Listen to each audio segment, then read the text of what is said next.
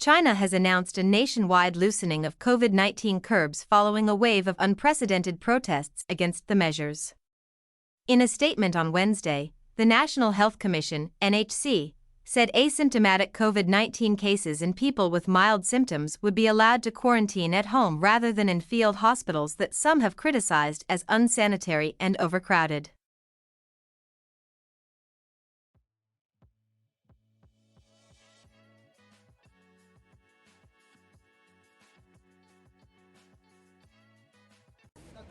Throughout the pandemic, China's population has faced some of the toughest restrictions in the world.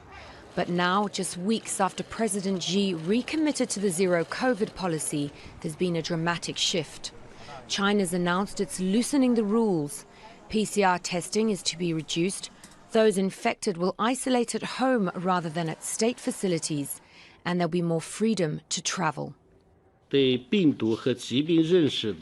The further deepening of the understanding of the virus and the disease, the reduction of the risk of the disease, the efficient supply of vaccines and medicine, and the improvement of emergency response and treatment capabilities are some of the required conditions or key elements for us to resume the living conditions before the outbreak happened. The announcement comes a week after unprecedented protests across China against the strict pandemic measures. Demonstrators were angered by the deaths of several people in an apartment fire, which they blamed on lockdown measures.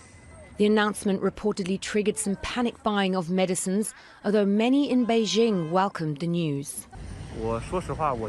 To be honest, I'm quite satisfied because it's impossible to kill this virus completely. Maybe just live with it and hope it will evolve into the common flu.